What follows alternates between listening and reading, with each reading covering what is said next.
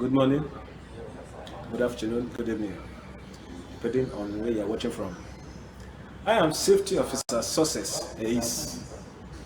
Now, talking on Introduction to Firefighting. Yeah, talking about firefighting. A layman hearing firefighting will be wondering, how do we fight fire? Yes, fire can be fought. We can fight fire. So, first of all, before we go ahead and define fire or discuss how to fight fire, ask yourself, what is fire? We need to know the components that make up fire. Now, fire is a reaction that occurs when three elements come together.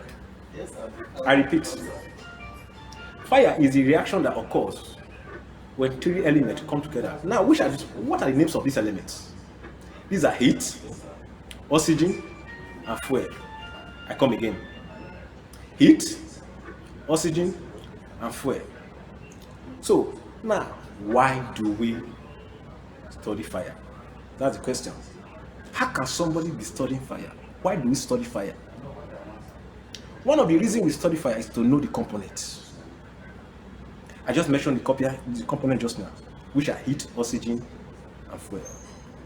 The second reason we study fire is to know how to fight it.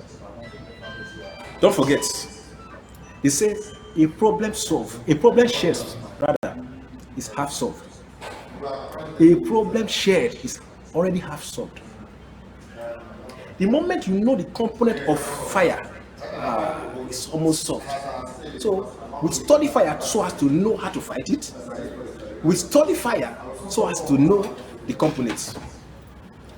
Now, let's move forward. Now, let's define oxygen. Let's define the various components of fire. Now, let's define oxygen.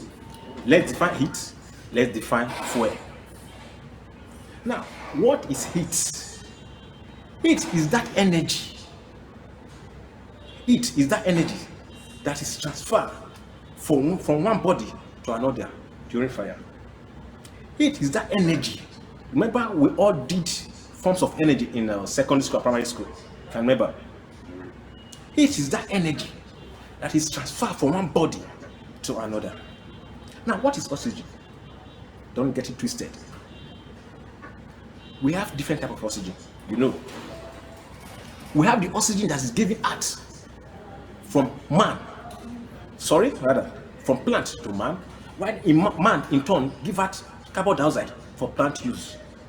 That's not what we're talking about. We are talking about the oxygen needed for fire to burn.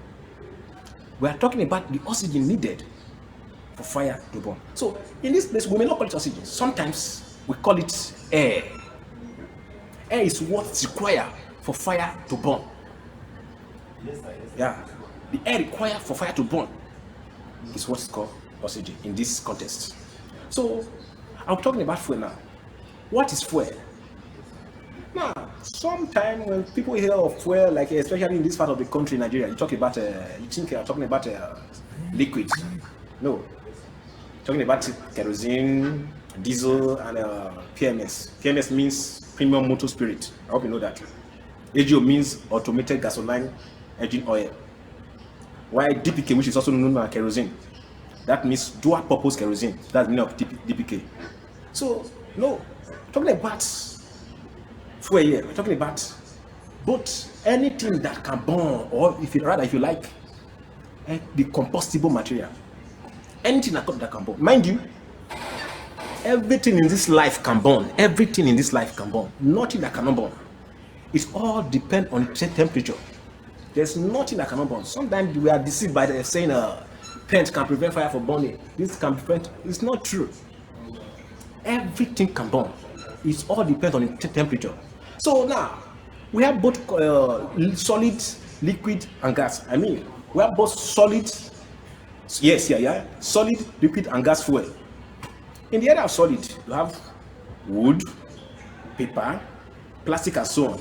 In the area of liquid, you have DPK, which is kerosene, cooking oil, and so on. We have gas. You all know gas. Now, let's move forward to types of fire extinguisher. Now, most of the fire extinguisher, they are produced based on the type of fire they should fight. I repeat, most of the fire extinguisher, they are produced based on the type of fire they are required to fight. For example, water is meant to fight common fire like class A fire, which are, don't worry, we'll talk about types of fire later. We have class A, class B, class C, and class K fire. We'll talk about that later. So fire extinguishers are produced based on the type of fire they are to fight. So we have water as one of the most popular type of fire extinguisher. We have foam. We have DCP, which is also known as dry chemical powder. So finally, we have CO2. But quickly before I round off, in our next lecture, I'll be talking about type of fire extinguisher. But I just quickly want to explain just one here, which is known as the multi-purpose fire extinguisher. It's known as a multi-purpose fire extinguisher, also known as DCP, also known as powder. Sometimes, when you see the container, it's often written powder. But anyway, I would like to cut it short here. Thank you for watching. Thank you so much. Please subscribe to my channel and like my page. God bless you as you do that. See you next time in the next video. Thank you.